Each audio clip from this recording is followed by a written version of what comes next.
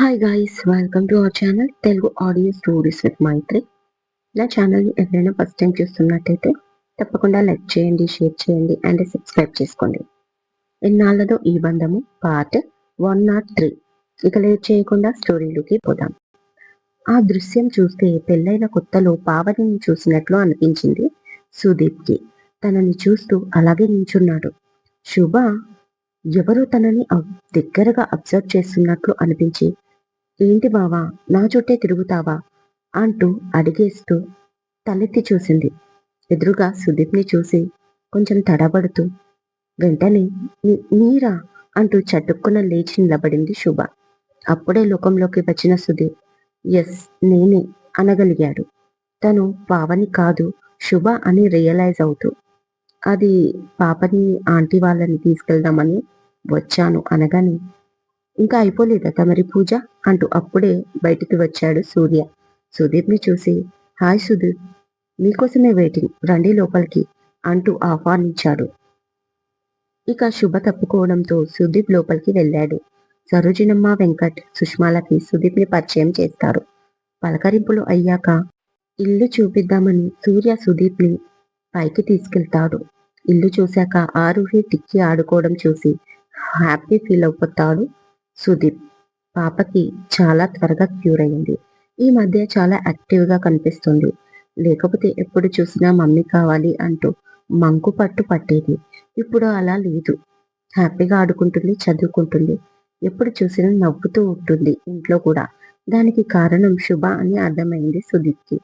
చాలా రోజుల తర్వాత మెంటల్ టెన్షన్ అనేది లేకుండా ఆఫీస్లో వర్క్ చేసుకుంటున్నాడు.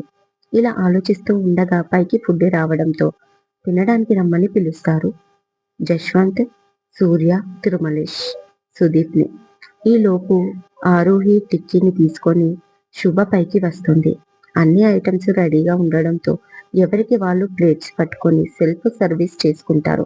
సుదీప్కి సూర్య వడ్డించబోతే it's okay Surya, no formalities అంటూ తన ప్లేట్ తానే తీసుకుంటాడు. ఇక శుభ పిల్లలిద్దరిని చైర్లో కూర్చోబెట్టి వాళ్లకు ఫుడ్ పెట్టి ఇస్తుంది. ఒక గంట వాళ్ళని చూస్తూనే పక్కనే నించొని తను తింటూ ఉంటుంది.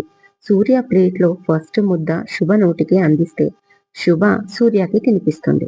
అది చూసి హలో, పెళ్లి కావాల్సిన వాళ్ళం ఇద్దరం ఉన్నాం, మీరు మరీ ఇట్లా రొమాన్స్ ఎక్కువ చెయ్యకుండ్రి అంటాడు పక్క నుంచి తిరుమలేష్.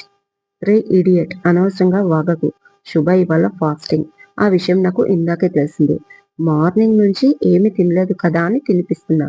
అయినా నీకెందుకురా అంత బాధ, నా భార్యకు నేను తినిపిస్తే అని సూర్య అనగానే, నువ్వు కూడా పెళ్లి చేసుకోరా మామ, నీ భార్యకు నువ్వు తినిపించొచ్చు అన్నాడు జశ్వంత్. నాకు కూడా తెలుసు, చేసుకుంటా, నాకు మంచి అమ్మాయి దొరుకుతుంది, అప్పుడు చెప్తా నేను కూడా అంటాడు తిరుమలేష్. అవును, ఆంటీ నీకేదో మ్యాచ్ చూసిందంట, ఏం పేరురా అమ్మాయి పేరు అని అడిగాడు జశ్వంత్.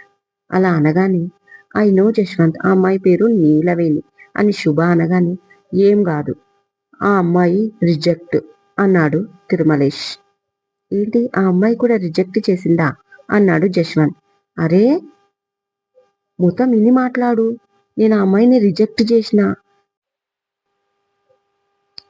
అని తిరుమలేష్ అనగానే, ఆ అమ్మాయి ఊకే కాల్ చేస్తుందా నీకు అని నవ్వాడు శుభని చూస్తూ జశ్వంత్. దానికి శుభ కూడా నవ్వింది.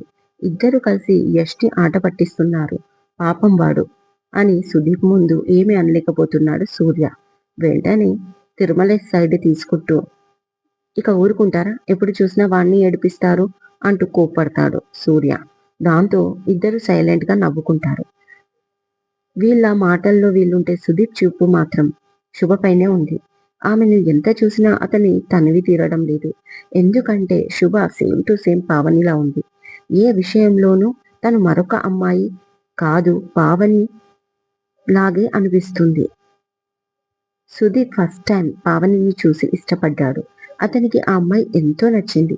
మొదట్లో కాస్త ఆట పండించిన త్వరగానే పేరెంట్స్ తో మాట్లాడించి పావని పేరెంట్స్ ని కూడా పెళ్లికి ఒప్పుకోవడంతో ఎంతో హ్యాపీ ఫీల్ అయిపోయాడు. ఆ తర్వాత పావని రెస్టారెంట్ కి వెళ్లి హంగామా చేసిన అరెస్ట్ అంటూ సుదీప్ ఆడిన నాటకం అది. అటుపైన కోపంగా ఉన్న పావనిని ఎప్పుడైతే తన బర్త్డే సెలబ్రేషన్ పార్టీలో సుదీప్ వచ్చి అందరి ముందు ప్రపోజ్ చేయడంతో ఆమె ఎంతో హ్యాపీ ప్లస్ గర్వంగా కూడా ఫీల్ అయ్యింది పాపం. అయినా కూడా కాస్త బిట్టు చూపించింది. But Sudeep the true love, అందుకే ఎంతో కష్టపడి అన్ని విధాలుగా పావనిని ప్రసన్నం చేసుకున్నాడు సుదీప్. ఇక దాంతో ఒక మంచి రోజు పావని తన తల్లిదండ్రులకి తను ఈ పెళ్లికి ఓకే అని చెప్పడంతో వెంటనే పెళ్లి జరిగిపోవడం అంతా ఒక మంతులో మ్యాజిక్ లా అయిపోయింది. ఆ తర్వాత 6 నెలలు హ్యాపీగా గడిచింది వాళ్ళ జీవితం. ఇక రాబోయే రోజుల్లో ఆనందమంతా మా ముంగిట్లోనే అనుకున్నాడు సుదీప్. కానీ దుబాయ్ నుంచి రాక్షసుల్లాగా దిగాడు సుదీప్ చిన్నప్పటి ఫ్రెండ్ భరణి. అతనే తన అందమైన సినిమాలా సాగిపోతున్న వాళ్ళ జీవితంలో విలన్లా దాపురించాడు. ఇక అప్పటినుంచి వాళ్ళ మధ్య చిన్న చిన్న గిల్లి గజ్జాలు కూడా పెద్ద పెద్ద గొడవల్లా క్రియేట్ అయ్యాయి. డోర్ వైపు చూస్తూ ఆఫీస్లో ఉన్న భరణికి కాల్ చేస్తుంది పావని. ప్రస్తుతానికైతే డోర్ శబ్దం ఆగిపోయింది. కానీ మళ్ళీ వస్తే చాలాసేపటి నుంచి పావని ఫోన్ చేస్తున్నా అతను అస్సలు రిప్లై ఇవ్వడం లేదు. ఇక అతను రీప్లే చెయ్యడు అని విసిగ్గా రిసీవర్ కింద పెట్టేసింది. మళ్ళీ డోర్ దబదబా బాదుతుంది. ఒసే సిగ్గు లేదా నీకు? డోర్ లాక్ చేసుకున్నావు? అంత దమ్ము ధైర్యం లేని ఆడదాన్ని ఎందుకే నా మొగుడిని ఒళ్ళోకి వేసుకున్నావు? నీ కాపురం ఎలాగో చెడగొట్టుకున్నావు, నాది కూడా చెడగొడతావా? సిగ్గు శరం లేదా నీకు? నీది ఆడజన్మేనా దొంగముండా? రోడ్డు మీద చాలా మంది మొగాళ్ళు ఉంటారే, వెళ్ళు, నీకు ఒక్కడు సరిపోడు కదా అంటూ నానా మాటలు తిడుతుంది బయటి నుంచి. మళ్ళీ సెక్యూరిటీ వచ్చినట్టున్నారు, ఆమెను తీసుకొని వెళ్ళిపోతున్నారు. ఇది 3వ సారి. పావని తల పట్టుకుని కూర్చుంది. తన లైఫ్ లో ఎప్పుడు తలదించుకునేదే తెలీదు. అలాంటిది ఇవాళ తను దాక్కుంది డోర్ లాక్ చేసుకొని మరి. ఆ రోజు ఇంట్లో చెప్పకుండా వచ్చేసింది. ఇప్పుడు ఈ ఇంట్లో ఉండే దొంగలా దాచుకుంటుంది. అసలు ఏంటి నా జీవితం ఇలా అయిపోయానేంటి నేను? నా లైఫ్ స్టైల్ అంతా ఇంతలా చేంజ్ అయ్యిందేంటి? అసలు ఏమైపోయాను నేను? అని పావని తనను తాను మొదటిసారిగా ప్రశ్నించుకుంది. అప్పుడే ఫోన్ మోగింది. వెంటనే లిఫ్ట్ చేసిన పావని భరణి అనేలోపు, అబ్బబ్బా ఎన్నిసార్లు కాల్ చేస్తావు? ఆఫీస్లో చాలా బిజీగా ఉన్నాను. ఆ మాత్రం అర్థం కాదా? నీకేంటి? నువ్వైతే ఇంట్లో తిని కూర్చుంటావు, లేదంటే షాపింగ్ అంటావు. మళ్ళీ ఏంటి, డబ్బు కావాలా? అకౌంట్లో పడేశానులే 30,000. ఈవినింగ్ వరకు నాకు కాల్ చేసి విసిగించకు అంటూ నాన్ స్టాప్ గా మాట్లాడుతూనే ఉన్నాడు అటువైపు నుంచి భరణి. ఇక కోపంగా ప్లీజ్ షటప్ అంటూ వినిపించింది చాలా షార్ప్గా పావని గొంతు. ఆమెకు ఎంత కోపం వచ్చింది అంటే కూర్చున్న సోఫా నుంచి లేచి నించుంది కోపంతో. దాంతో ఇంకాస్త సీరియస్ గా మారిన భరణి ఏం జరిగింది అని అడిగాడు. ఈసారి అతని గొంతులో డౌట్. ఏం జరగాలి? ఇది వరకు ఒకసారి జరిగినట్లే. మన ఫ్లాట్ ముందు నీ వైఫ్ వచ్చి హంగామా చేసింది. సెక్యూరిటీ వచ్చి చెప్తే అస్సలు వినడం లేదు. ఇదివరకే చెప్పాను, ఇవన్నీ భరించడం నా వల్ల కాదు. రేపు నేను బయటికి వెళ్తే అందరూ ఏదోలా చూస్తారు. ఈ ఇన్సిడెంట్ వల్ల ఇదివరకే చెప్పాను మీకు, ఇదంతా నాకు నచ్చదని. అయినా కూడా మీరు అలాగే సైలెంట్ గా ఉంటున్నారు అంటుంది ఏడుస్తూ పావని. ఓ కమాన్ పావని, ఇవన్నీ చాలా చిన్న విషయాలు. ఈ విషయాలకి నువ్వు సీరియస్ అయిపోయి తలనొప్పి తెచ్చుకొని నాకు తలనొప్పి తెప్పించకు. లైఫ్ తీసుకో అన్నాడు చాలా ఈజీగా భరణి. ఏంటి లైఫ్ తీసుకునేది? తను ఇష్టం వచ్చినట్లు తిడుతుంది నన్ను. నేను తన మాటలు ఎందుకు పడాలి? నువ్వు త్వరగా ఆమెకు డైవర్స్ ఇచ్చేస్తే వెంటనే మనం పెళ్లి చేసుకుందాం. ఇలా ఉండి ఏం సాధిస్తున్నాం? ఇప్పుడు నేను బయటికి వెళ్తే పక్క ఫ్లాట్ వాళ్ళు, ఎదురు ఫ్లాట్ వాళ్ళు నన్ను ఒక దోషిలా చూస్తారు. నాకంటూ ఒక గౌరవం లేదా అని ఏడుస్తూ అడిగింది పావని. ప్లీజ్ పావని, ఇప్పుడు అవన్నీ వద్దు. ఇప్పుడు మా ఆవిడ వెళ్ళిందా లేదా అని అడిగాడు భరణి. అంత షాక్ అయిపోయింది. మా ఆవిడ అని మనసులో అనుకుంటూ, ఆమె మీ ఆవిడ అయితే మరి నేను అని అడిగింది షార్ప్గా పావని. ప్లీజ్ బేబీ, తను వెళ్ళిపోయిందా ముందు చెప్పు అని మరొకసారి అడిగాడు. ఏమో మరి, సౌండ్ ఆగిపోయింది బయటి నుంచి అంటుంది పావని చాలా కోపంగా. Okay baby, cool. నీకు అన్నీ తెలుసు ఎలాంటి పరిస్థితులలో మనం ఒకటయ్యామో. మన పార్ట్నర్స్ దగ్గర దొరకని ప్రేమ, సంతోషం, ఒకరంటే ఒకరికి అర్థం చేసుకునే నేచర్ ఉండడం వల్ల మనకి కలిశాయి కాబట్టి మనం ఒకటయ్యాం. ఇంకా కొత్తగా నువ్వు నన్ను అడగకు నువ్వు నాకు ఏమవుతావు అని. ఇది వరకు వచ్చాక ఇంకా మన బంధానికి పెళ్లి చేసుకొని పేరు తేవాలని ఏం లేదు. ఎప్పుడైతే నువ్వు నాతో వచ్చేసావో అప్పుడే రుజువయింది మనం ఒకరి కోసం ఒకరం పుట్టామని అంటూ ఏవేవో చెప్తున్నాడు భరణి. కానీ పావనికి మాత్రం ఇందాకటి నుంచి డోర్ దగ్గర భరణి భార్య అన్న మాటలే వినిపిస్తున్నాయి. ఒక్కడు సరిపోడా నీకు? ఎంతమంది కావాలి అంటూ తన మాటలు ఆమె చెవులో మారుమోగుతున్నాయి. కానీ భరణి మాత్రం లైట్ తీసుకో అంటున్నాడు. ఇతన్ని ఎలా అర్థం చేసుకోవాలి అని మనసులో అనుకుంటూ ఏడుస్తూనే కాల్ కట్ చేసింది పావని. అమ్మయ్యా అనుకున్నాడు ప్రస్తుతానికి అటువైపు భరణి. ఆఫీస్లో వర్క్ చేసుకుంటూ ఉంటుంది శుభ. అప్పుడే అన్నపూర్ణమ్మ నుంచి కాల్ వస్తుంది. లిఫ్ట్ చేసి చెప్పండి అంటుంది శుభ. ఆఫీస్లో బిజీగా ఉన్నావా? డిస్టర్బ్ చేశానురా తల్లి అని అడిగింది ఆమె ప్రేమగా. అదేం లేదు, మీరు చెప్పండి ఏంటి విషయం అనింది మరొకసారి. ఆరుహిని స్కూల్లో చేర్పించాలని అనుకుంటున్నాం అని ఆమె అనగానే, అదేంటి మీ అల్లుడు ముంబై వాసుడు కదా, ఇక్కడ జాయిన్ చేస్తారా పాపని అని అడిగింది శుభ. అవునమ్మా, ఇన్ని రోజులు హైదరాబాద్లో ఉండను అంటూ వచ్చాడు. అలానే ముంబైలో కూడా అతనికి ఇబ్బంది అవుతుందని ఇంట్లోనే ట్యూషన్లతో నెట్టుస్తున్నాడు. పైగా ఇన్ని రోజులు పాప చాలా ఇబ్బంది పెట్టేది. కానీ నిన్ను చూశాక తన అల్లరి చాలా వరకు మానేసింది. ఏది చెప్పినా వింటుంది. ఇక ముంబై వెళ్ళినా పెద్దగా ప్రాబ్లం ఉండదు. పైగా ప్రస్తుతం హైదరాబాద్లోనే తనకు వర్క్ ఉందని, ఇక్కడ పాపను చూసుకోవడానికి కూడా మేమున్నాం కదా, అందుకే ఒక ఇంటర్నేషనల్ స్కూల్ చూశాడు సుదీప్. దాని బ్రాంచ్ ముంబైలో కూడా ఉందంట. అవసరమైతే అక్కడికి షిఫ్ట్ చేసుకుంటానని ముందుగానే మాట్లాడుకున్నాడు.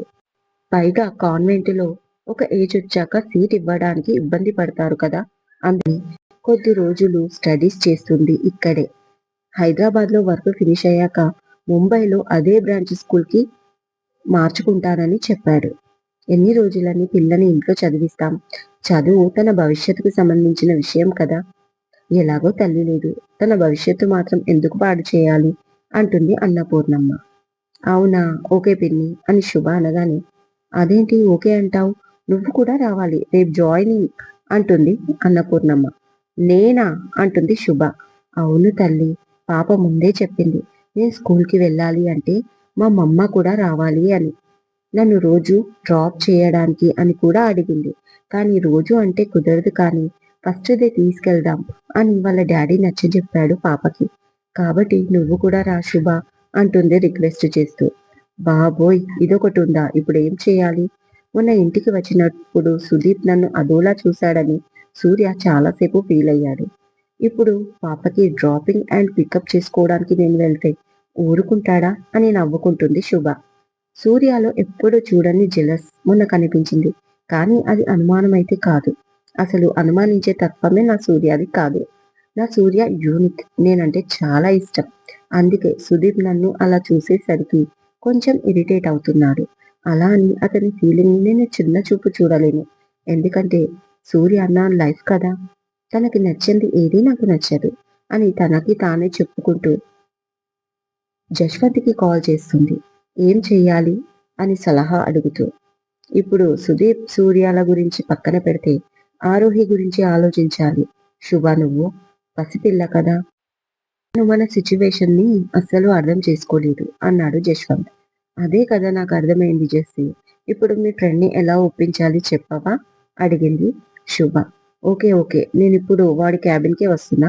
నువ్వు అక్కడికి వచ్చి ఈ టాపిక్ తీసుకురా. నేను కూడా నా వంతు ప్రయత్నం చేస్తా, ఓకేనా అన్నాడు జశ్వంత్. ఓకే, నేను కాఫీ తీసుకొని వస్తా సూర్యకి అంటూ కాల్ కట్ చేసింది. ఇక తనకి సూర్య కోసం కాఫీ తీసుకొని సూర్య క్యాబిన్కి వెళ్ళింది. ఏంటి మేడం, అడగక ముందే కాఫీతో వచ్చావు అంటూ హ్యాపీగా తీసుకున్నాడు కాఫీని సూర్య. మీ టైమింగ్ అర్థమైంది బావా అంటూ జశ్వంత్ కేసి చూసింది. జెస్సీ ఏదో ఫోన్ చూసుకుంటూ. అవును, సూర్య మిస్టర్ చౌదరి రాలేదా అని అడిగాడు. లేదు, టుమారో కూడా రాడంట అన్నాడు సూర్య. ఎందుకు బావా? వీక్లీ వన్స్ మన కంపెనీకి వస్తాడు కదా ప్రాజెక్టు వర్క్ ప్రోగ్రెస్ చెక్ చేయడానికి. ఇవాళ ఎందుకు రాలేదు అని అడిగింది శుభ. నాకు తెలీదు, టుమారో కూడా రానన్నాడు. ఆ నెక్స్ట్ డే వస్తాడేమో అని సూర్య అనగానే, అవును టుమారో అయితే రాడు, ఎందుకంటే ఆరుహి పాప స్కూల్లో జాయిన్ అవుతుందంట.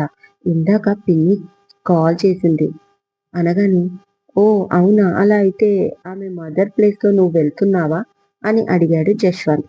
నేనా, ఎందుకు అడిగింది ఏమీ తెలియనట్టే శుభ.